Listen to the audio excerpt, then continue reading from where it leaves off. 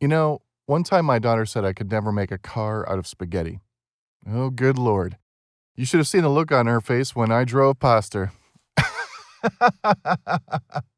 I'm really getting good at this, don't you think? I remember how my girlfriend used to whine at my jokes. It always got to me. And guess what? I replaced her with a supercharger. At least this time I enjoy it when it whines. Vroom, vroom, vroom. Oh boy, what a good whine.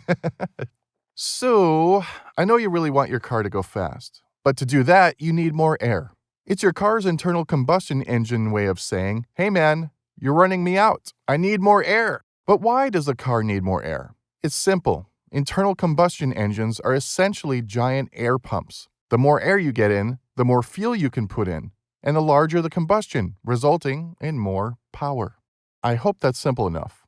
So yeah, the first time we would see the idea of an air mover dates back to the 1860s, and it was not even related to cars at all.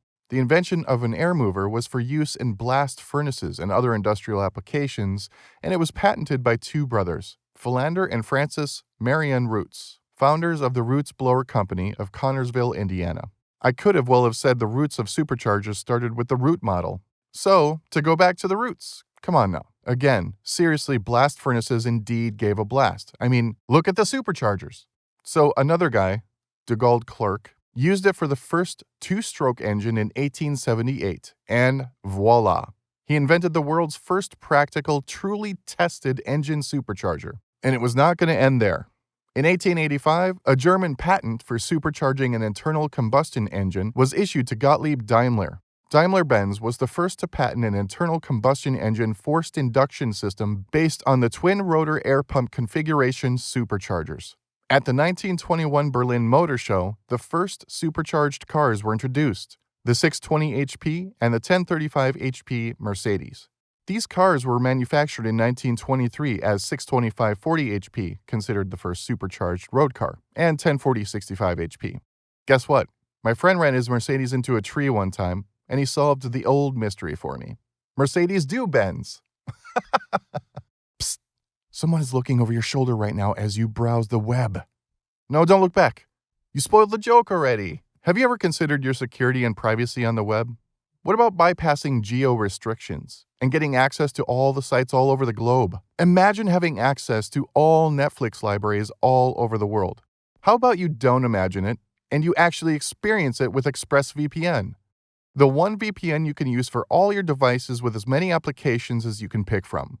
ExpressVPN has 24/7 live chat customer support and top-notch streaming with amazing speed results and high-end ease of use. This is so much more than you can ever ask for, and guess what? There's a money-back guarantee too. I bet you won't think of that because you will be amazed by the amazing features. Talk about having a supercharger to your internet experience. The link is in the description. Don't forget to like this video and hit the subscribe button. Thanks.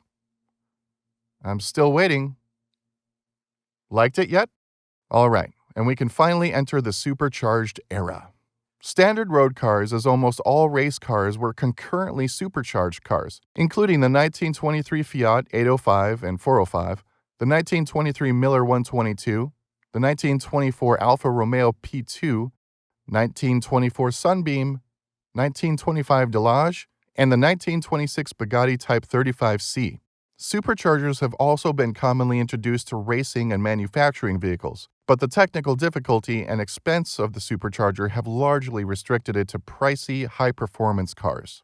There are different types of superchargers: the Roots type, the first model, the twin corkscrew, the centrifugal type, and lastly, the Tesla electric supercharger.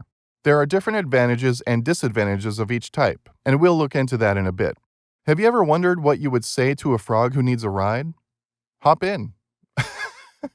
I definitely got you. What were you thinking? Okay, maybe that was tough. Perhaps you might understand why the frog couldn't find where he parked his car. Because it's been towed. The end result of each supercharger is the same: more air and consequently more power. Before we dive in, let's settle an age-long controversy between the supercharger and the turbocharger. Frankly, both achieve the same results, giving more air to the combustion and therefore more power. However, the turbocharger depends on air from the exhaust gases to run it, while the supercharger is mechanically driven by the engine with a belt drive system. The turbocharger, however, has a lag.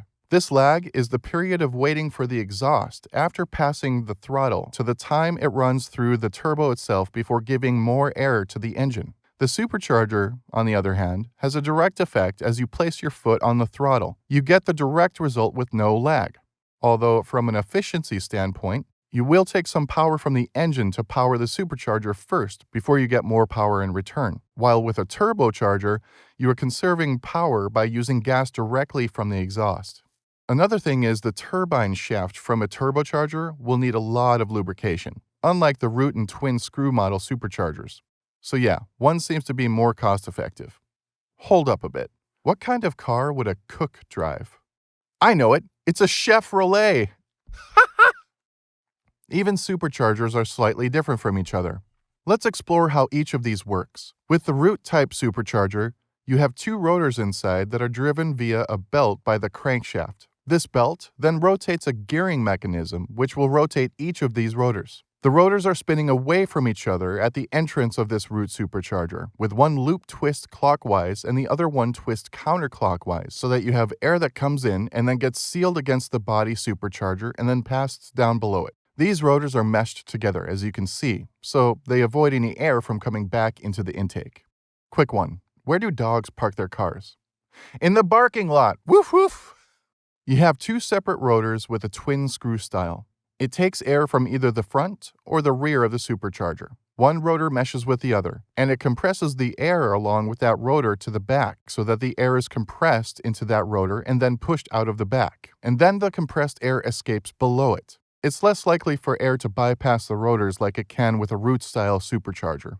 Usually, root-style superchargers are thermally inefficient because the meshed rotors do not directly contact, and this leads to a loss of efficiency as air may go back through.